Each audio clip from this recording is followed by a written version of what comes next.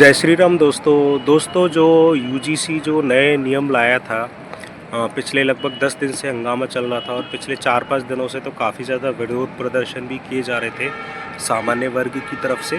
तो दोस्तों आज दरअसल सुप्रीम कोर्ट में इसकी सुनवाई हुई, तत्काल सुनवाई पे लगाया गया ये मामला। और जो चीफ जस्टिस ऑफ इंडिया हैं जस्टिस सूर्यकांत और दूसरे जस्टिस हैं जयमाल बागची, उन्होंने इस कानून पर अभी स्टे लगा दिया है। हालांकि पूरी तरह से कानून को ख़त्म नहीं किया है, स्टे लगा दिया गया है और जो अगली जो सुनवाई है वो 19 मार्च की डेट दी गई है। तो दोस्तों देख लेते हैं कि दरअसल इस कानून में ऐसी प्रॉब्लम क्या थी। तो दोस्तों दरअसल 2012 में जो नियम बने थे उसके हिसाब से अगर मान लीजिए कोई झूठी शिकायत करता है किसी जनरल कास्ट के बच्चे के ऊपर, स्टूडेंट के ऊपर, तो अगर उसकी शिकायत झूठी पाई जाती थी जांच के बाद तो उसकी अकाउंटेबिलिटी तय की जाती थी, यानी कि उसके ऊपर जुर्माना लगाया जाता था। और जो भी इसमें जो भी वैधानिक कार्रवाई की जाती थी, जैसे सस्पेंशन हो गया या फिर जो यूजीसी का जो भी नियम और कानून था उसके ऊपर लागू होता था। तो दोस्तों जो अभी 2026 के जो नियम लाए गए उनमें क्या किया गया कि ये जो झूठी शिकायत पाई जाती है, तो जिसने झूठी शिकायत की है दोस्तों उसके ऊपर किसी भी तरह की कार्रवाई या फिर किसी भी तरह का जुर्माना नहीं लगाया जा सकता था। उसमें नियम, इस नए नियमों में ये बिल्कुल ख़त्म कर दिया गया था। और इसके अलावा जो 2012 के यूजीसी के नियम थे उनमें एससी और एसटी कैटेगरी के ही लोग शिकायत कर सकते थे, लेकिन अब इन्होंने क्या किया है, एससी और एसटी के अलावा इन्होंने दोस्तों ओबीसी को भी इंक्लूड कर दिया। यानी कि हमारे देश में आपको पता ही होगा कि एससी, एसटी और ओबीसी मिलके लगभग 85% के आसपास की पॉपुलेशन यानी कि आबादी बनाते हैं।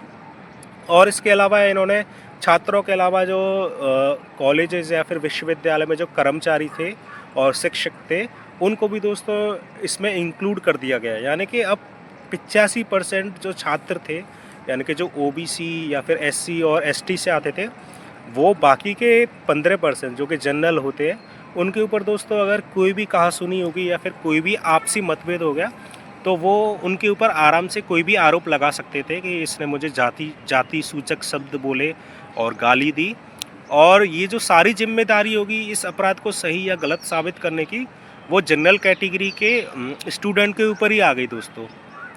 और अगर शिकायत झूठी भी पाई जाती है जांच पड़ताल के बाद, तो जो एससी और एसटी और ओबीसी का जिस छात्र ने ये आरोप लगाया होगा उसके खिलाफ दोस्तों किसी भी तरह की कोई भी कार्रवाई नहीं की जाएगी।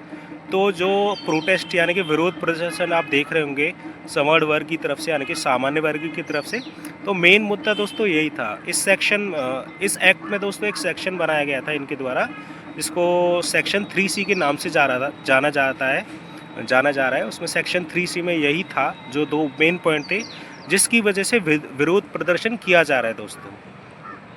और दोस्तों जो ये नियम लाए इस पे बीजेपी के जो वरिष्ठ नेता हैं उनकी चुप्पी मुझे बहुत ज़्यादा अखर रही है, यानी कि बहुत ज़्यादा परेशान कर रही है। क्योंकि टीवी डिबेट्स में भी इंडिया अलायंस की जो सो कॉल्ड सेकुलर पार्टीज़ को तो छोड़ो, बीजेपी भी अपने स्पोक्स पर्सन यानी कि अपने आधिकारिक प्रवक्ता को भेज ही नहीं रही है, क्योंकि वो फंस जाएंगे। अगर इस बिल के पक्ष में बोलते तो 15% कैटेगरी वाले सवर्ण समाज के लोग नाराज़ हो जाएंगे, सामान्य वर्ग के लोग। अगर वो विरोध में बोलती है तो जो एससी, एसटी और ओबीसी के छात्र हैं या फिर वो वर्ग है वो नाराज़ हो जाएगा। और विरोध में सरकार बोले भी कैसे, क्योंकि जो यूजीसी है वो केंद्र सरकार के अधीन आती है, यूनिवर्सिटी ग्रांट कमीशन यानी कि विश्वविद्यालय अनुदान आयोग, केंद्र से ही इसको फंडिंग मिलती है दोस्तों। तो ये जो बीजेपी के लोगों ने ये जो किया है, किसी भी बड़े मंत्री का बयान आपने नहीं देखा होगा। धर्मेंद्र प्रधान से भी कल या परसों पूछा गया तो वो गोलमोल जवाब देके भाग गया। उसके अलावा एक नेता से और पूछा गया तो वो हर हर महादेव के नारे लगाने लग गए। हालांकि हर हर महादेव के नारे लगाने में कोई दिक्कत नहीं है, हम भी लगाते हैं, लेकिन जो सवाल आपसे पूछा गया था उससे बचने के लिए आप हर हर महादेव और लक्ष्मी जी की जय, विष्णु जी की जय, तो ये बहुत ज़्यादा आपत्तिजनक था। क्योंकि आप सीधा दुम दबाकर भागना चाह रहे थे इस सवाल से, आप सीधा बचना चाह रहे थे।